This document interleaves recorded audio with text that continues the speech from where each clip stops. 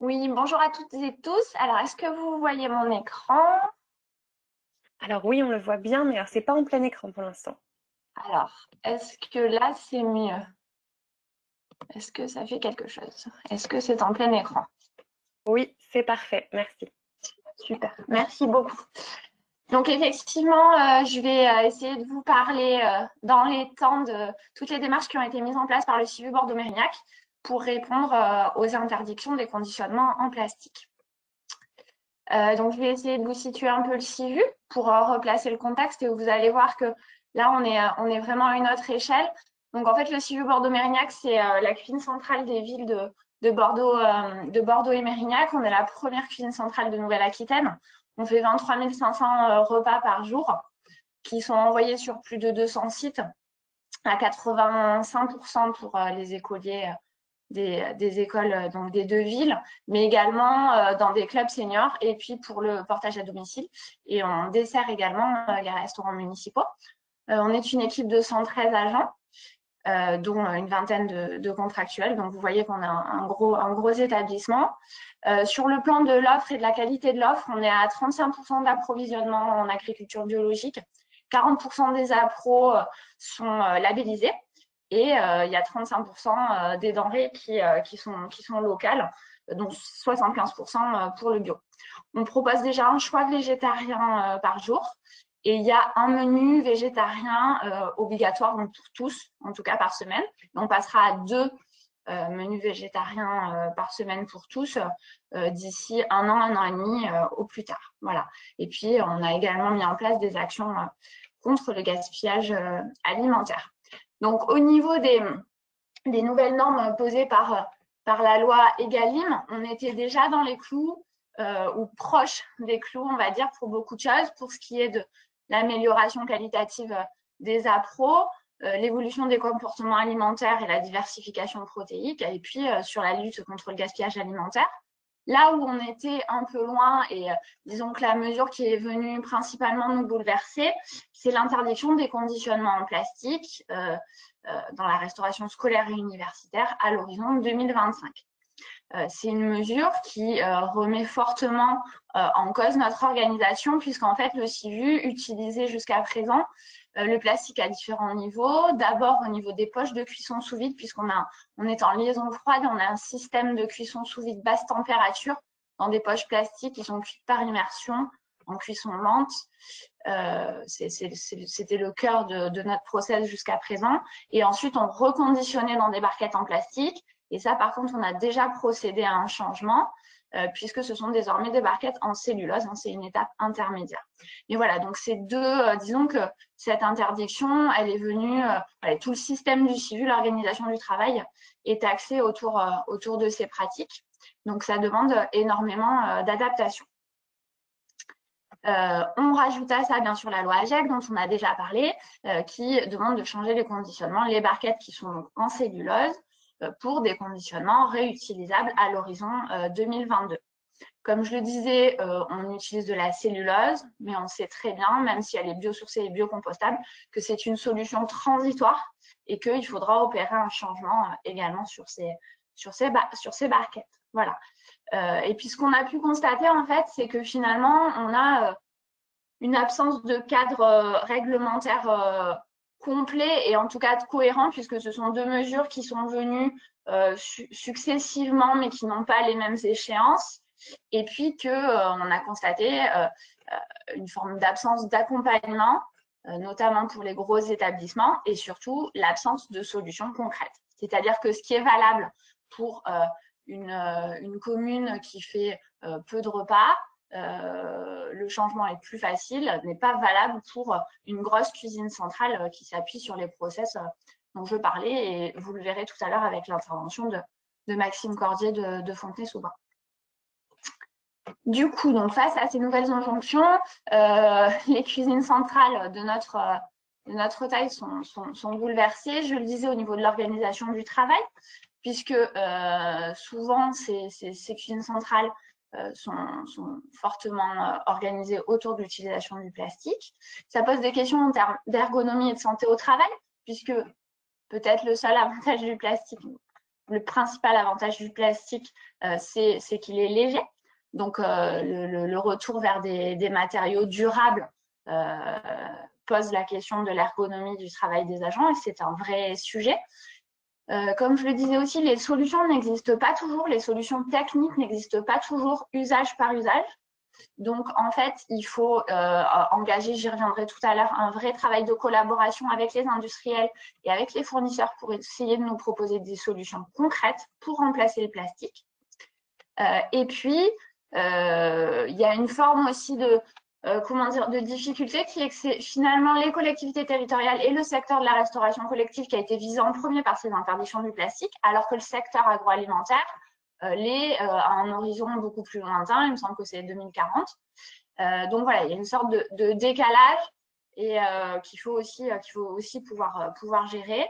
Et puis, notre principale difficulté, ça a été aussi un manque d'accompagnement des administrations centrales qui, on a pu le constater, ont été un peu dépassées en fait par ces nouvelles interdictions et qui ont souvent peiné à nous orienter en fait sur ce sujet. Donc, il a fallu prendre les choses en main avec l'association Agores notamment pour essayer de trouver des solutions concrètes et de proposer des solutions aussi pour les collectivités.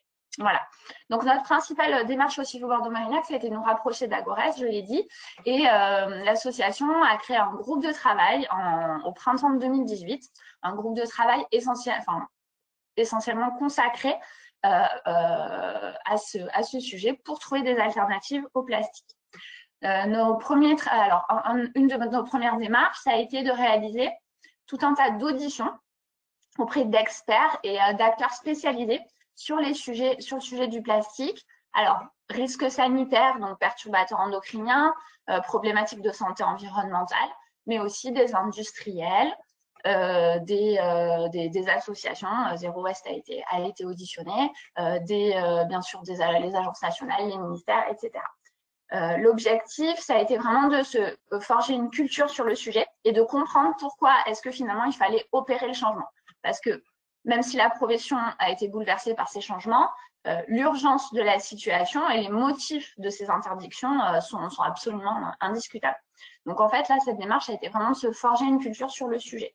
On a également réalisé une enquête par questionnaire auprès de Cuisine Centrale pour essayer de faire un premier point, en fait, un premier état des lieux de l'utilisation des plastiques en restauration collective. Et donc, toutes ces deux démarches ont donné lieu à la publication d'un livre blanc sur les alternatives au conditionnement en plastique en restauration collective, qui est paru en juin 2019. Voilà. Et puis, le deuxième tome est attendu dans les toutes prochaines semaines, en fin d'année, début d'année 2022, au plus tard. Ensuite, outre cette démarche, je dirais, de cadrage autour du livre blanc et des auditions, au sein du groupe de travail Agores, nous avons mis localement en place des expérimentations, puisque comme je le disais, les solutions n'existent pas, ou alors elles existent partiellement, et donc il faut absolument tester, essayer sur le plan pratique au sein de nos cuisines centrales.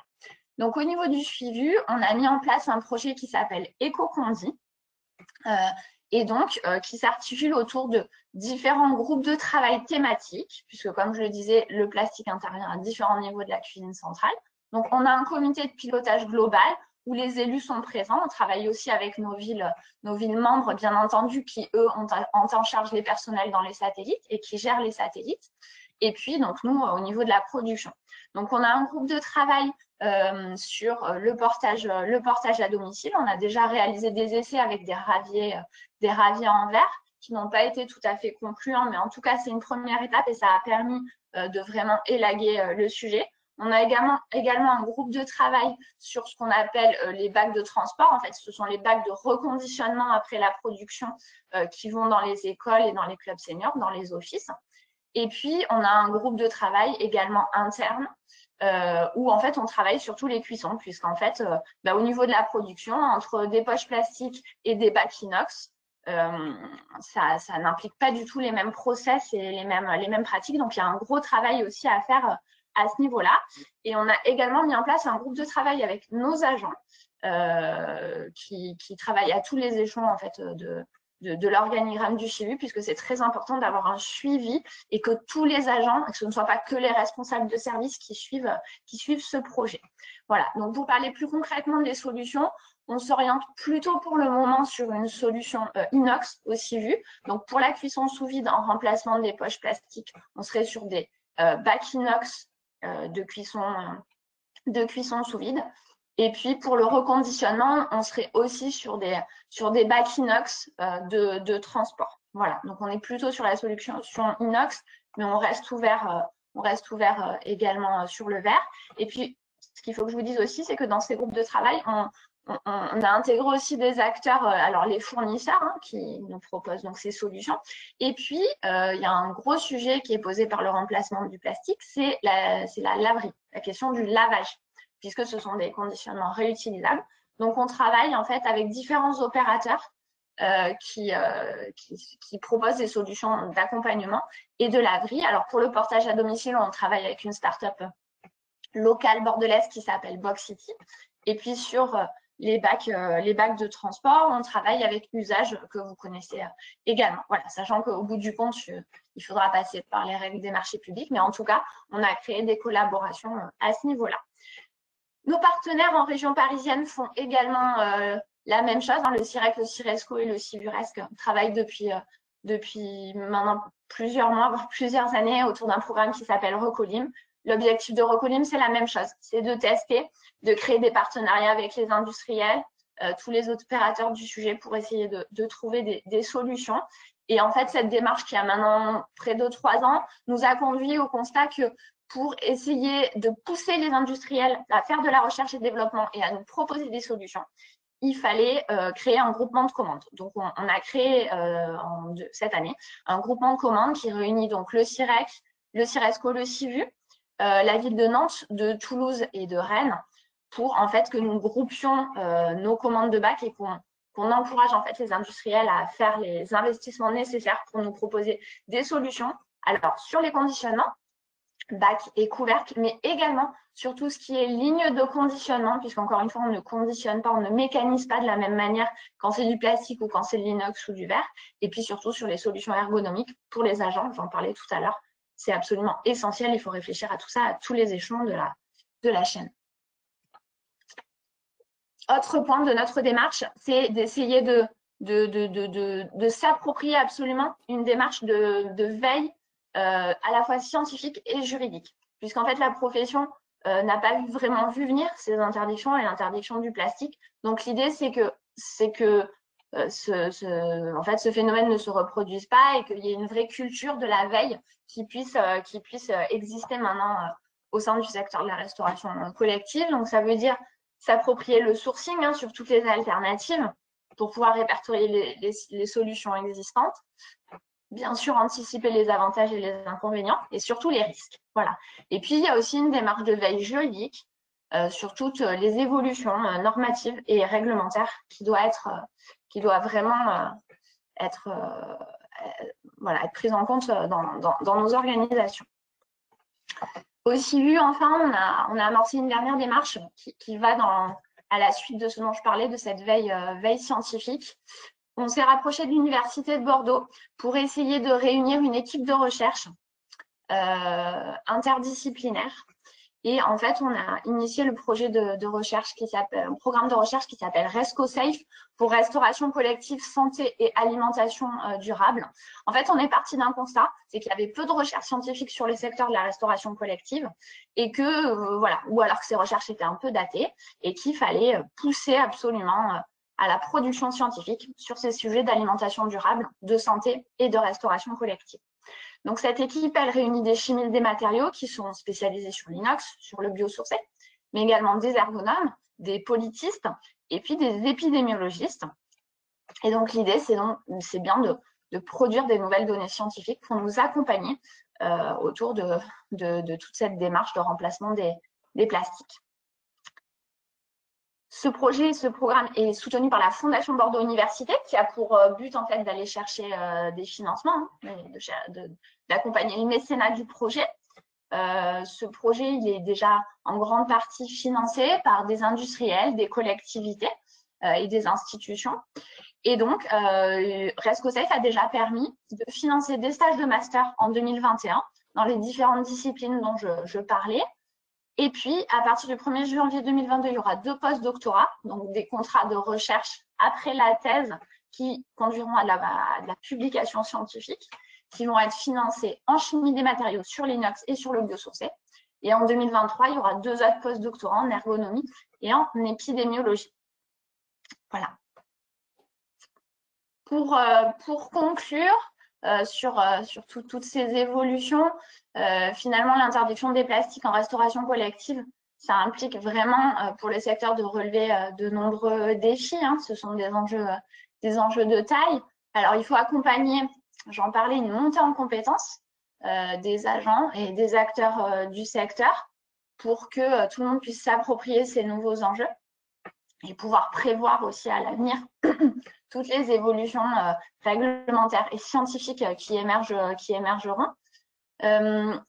Tout ça intervient dans un contexte budgétaire et financier qui est compliqué pour les collectivités, hein, puisqu'en fait, ça c'est vrai que j'en ai pas parlé, mais tous ces changements, ça conduit à des investissements qui sont absolument majeurs pour des organisations comme les nôtres et pour les collectivités. C'est-à-dire qu'en fait, il ne s'agit pas de remplacer une barquette en plastique par un bac inox. Déjà, les prix ne sont pas du tout les mêmes. Hein. On peut parler de plusieurs centaines d'euros pour un bac quand on met un couvercle. Ce sont des bacs qui peuvent être très techniques pour les bacs de cuisson sous vide. Et donc, nous, on estime que tous ces changements auront un impact de l'ordre de 20 à 30% de plus sur le coût de revient d'un repas. Donc, c'est absolument majeur pour les budgets des collectivités. Donc, ça, c'est un vrai sujet. Et puis, voilà, sachant que le service public de restauration collective est un service public majeur qui doit rester compétitif face à des organisations privées qui pourraient se positionner sur ce sujet. Voilà. Et le service public garantit une forme de transparence autour des questions d'alimentation, c'est une exigence. Voilà. Et simplement, oui, pour finir sur le CIVU, donc on poursuit nos tests. On a une échéance qui est fixée au courant de l'année 2022 pour avoir orienté la décision et au moins savoir sur quel type de solution on pourrait aller. Suivra une étude d'impact d'ici 2023. Et puis, le CIVU, ça c'est vrai que j'en ai pas parlé, est aussi dans une démarche d'extension, puisque les repas livrés sur les 2 villes devraient augmenter jusqu'à 30 000 au quotidien. Donc, il faut que la cuisine s'adapte sur le même site. Et donc, ce projet, pour le moment, est suspendu, mais doit prendre en compte cette question du changement de conditionnement. Voilà. Merci beaucoup. Il y a plusieurs questions dans le chat. Malheureusement, on a pris un peu de retard, donc je vais vous en poser seulement une que j'ai choisie parce que je pense qu'elle est le plus… voilà. Quels sont les leviers pour une communauté de communes sur un prestataire privé de fourniture des repas de cantine? Est-ce que vous auriez un retour à nous faire sur cette question-là? Je vous laisserai le soin de répondre peut-être aux autres directement. Je ne suis pas sûre de comprendre la question. Si vous pouvez reformuler, je suis désolée. En fait, la question, c'est quelle capacité les communes ont à engager en fait les fournisseurs pour qu'ils apportent des alternatives. Et en dehors justement de toute cette démarche d'expérimentation, vous l'avez bien montré, Agores lance une dynamique et réussit à rassembler autour de celle-là. Mais quand on est une communauté de communes, si j'ai bien compris la question, qui n'est pas dans toute cette démarche-là, quels sont les arguments, quels sont les leviers, comment on peut engager les fournisseurs dans une démarche? Je dirais que le principal levier, c'est le réseau. Et puis faire du sourcing, en fait. Se rapprocher des fournisseurs et essayer de travailler avec eux. De les faire venir sur site et de les pousser à trouver des solutions. Après, en fonction de la taille de la collectivité ou de l'établissement public, on peut plus ou moins influencer les fournisseurs. C'est bien pour ça que je parle de réseau et que dans ces cas-là, voilà, c'est important de pouvoir se grouper et se rapprocher d'autres collectivités qui ont les mêmes contraintes pour pouvoir accompagner les fournisseurs à répondre à ces questions. est assez problématique. Merci beaucoup, Madame Salaris-Borgne. Pauline, souhaites-tu présenter Maxime Cordier ou je m'en charge? Comme tu le sens, peut-être juste, on est un petit peu en retard sur le planning, mais c'est vrai qu'il y avait quelques questions, enfin il y avait pas mal de questions dans le chat, donc surtout Madame Salaris-Borgne, n'hésitez pas à répondre dans le chat, mais il y avait surtout une question, je pense, qui peut être assez intéressante sur la partie du coût, du surcoût engendré à l'échelle de votre cuisine, enfin d'une cuisine centrale comme de cette taille. Est-ce que, enfin j'imagine que ça fait partie des réflexions forcément qui se posent et quels sont voilà, les scénarios envisagés par rapport à l'optimisation du modèle économique et de ce qui est engendré. Enfin, je pense que ça peut être quand même juste intéressant de passer 1 minute sur cette question parce que c'est quand même central et ensuite, effectivement, on passera à l'intervention suivante. Merci. Alors, on n'a pas encore totalement modélisé les scénarios, mais par exemple, sur une question très précise comme la laverie, nous n'avons pas les moyens de partir sur un modèle de laverie interne parce qu'on n'a pas la place. Donc, on sait d'ores et déjà que la laverie devra être externalisée. Alors après, est-ce qu'elle sera externalisée auprès d'un prestataire privé? Est-ce qu'elle sera externalisée à partir d'une mutualisation sur le territoire? Tout ça, ce sont des questions qui se posent. Ensuite, notre principale réponse pour le moment sur cette question des coûts, c'est la création de ce groupement de commandes.